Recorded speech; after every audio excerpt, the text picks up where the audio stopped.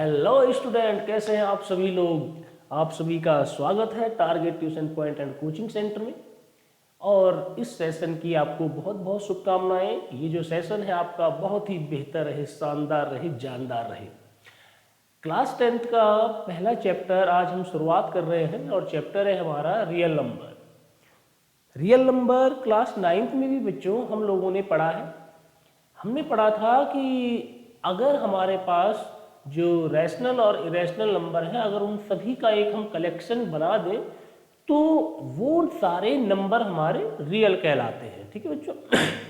Number system में हमने class 9th में कुछ और चीज़ें भी पढ़ी थी, जैसे हमारे नेचुरल नंबर्स क्या होते हैं, ये आप सभी को पता है। नेचुरल नंबर वो सारे नंबर जिन्होंने हमने आज तक काउंटिंग में यूज़ किया है, ये सारे नंबर नेचुरल नंबर थे, जैसे 1, 2, 3 and up to so on. Whole number की अगर हम बात करें बच्चों लोग, तो होल नंबर भी हमें पता है, अगर हम नेचुरल नंबर के साथ जीरो को भी इंक्लूड कर देते हैं तो ये जो हमारा कलेक्शन बनता है, ये जो हमारा सेट बनता है नंबरों का, इसी को हम होल नंबर कहते हैं। अब आया इंटीजर्स, है ना। इंटीजर्स सारे हमको पता है वो नंबर जो पॉजिटिव हो, नेगेटिव हो और जीरो, ये सारे मिला के जो कलेक्शन बनाएंगे इसी को हम इंटीजर कहते हैं। हम पहले भी पढ़ चुके हैं, जैसे 0, 1, 2, 3 अप टू सो ऑन। इधर हम लिख सकते हैं -1, -2, -3 अप टू सो ऑन। तो ये जो हमारे पास कलेक्शन बनेगा, ये बनेगा इंटीजर्स का।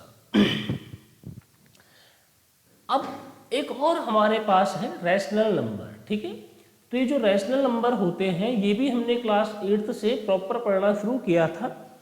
रैशनल नंबर बच्चों वो सारे नंबर होते हैं जिन्हें हम फ्रैक्शन की फॉर्म में रिप्रेजेंट कर सकते हैं। जैसे हम पे अगर p/q, इसमें ये आपके पास न्यूमरेटर है, इसमें हमारे पास डिनोमिनेटर है, जिसे भी हम फ्रैक्शन की फॉर्म में रिप्रेजेंट कर पा रहे हैं वो हमारे पास रैशनल नंबर है।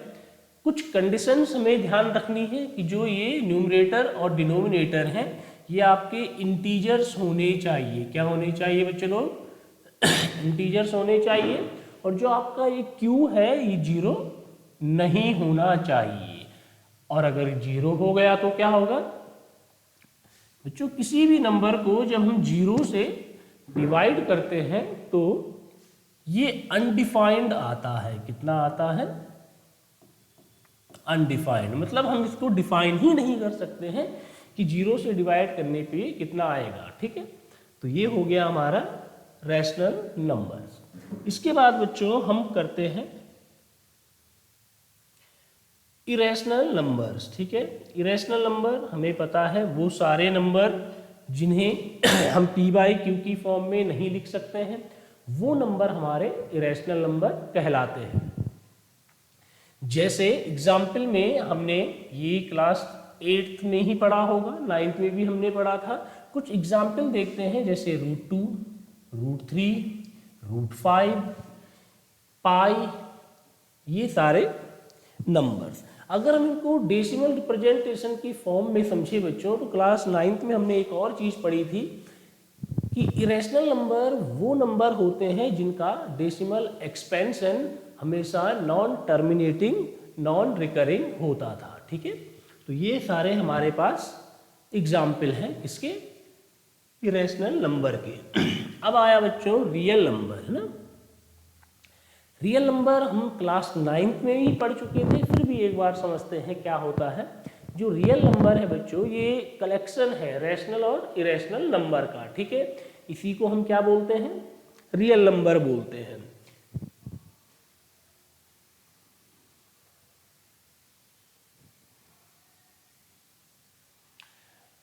अब इस स्लाइड में आपको जितने भी नंबर दिख रहे हैं ये आपने पहले पढ़े हैं, लेकिन ये यहाँ 10th में बहुत काम आने वाले हैं बच्चों। जैसे प्राइम नंबर। ठीक है, ये प्राइम नंबर क्या होते हैं, है ना। हमें पता है कुछ नंबर हमारे पास ऐसे हैं जिनमें केवल अपनी ही टेबल से डिवाइड होता है या केवल 1 से डिवाइड होता है। ऐसे नंबर को हम क्या बोलते हैं? प्राइम नंबर बोलते हैं।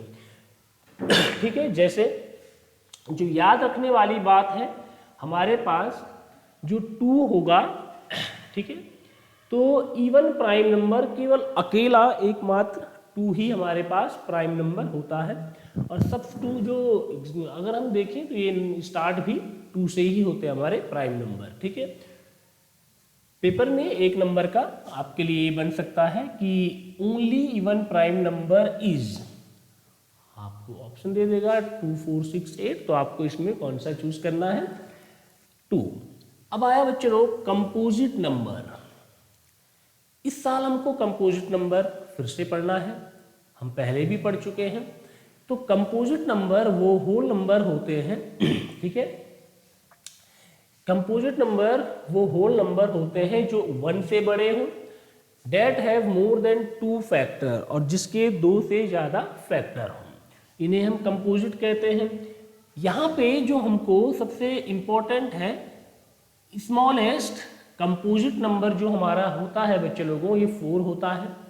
अब इसमें एक और चीज़ पेपर के लिए जो इम्पोर्टेंट हो जाती है, पेपर में पूछ लेता है कंपटीशन लेवल पे भी, कि स्मॉलेस्ट ऑड कंपोजिट नंबर क्या है, स्मॉलेस्ट ऑड कंपोजिट नंबर क्या है। तो स्मॉलेस्ट ऑड कंपोजिट नंबर हमारा कौन होता है, 9 होता है। ठीक है, अब आया को प्राइम नंबर्स। को प्राइम नंबर हम किसको बोलते हैं, को प्राइम नंबर उनको बोलते हैं बच्चों जिनमें 1 के अलावा कुछ भी कॉमन ना हो। जैसे मैंने लिख दिया 2,3, इनमें 2,3 में कुछ भी 1 के अलावा कॉमन नहीं है। जैसे मैंने लिख दिया 7,9, इनमें 1 के अलावा कुछ भी कॉमन नहीं है। ठीक है,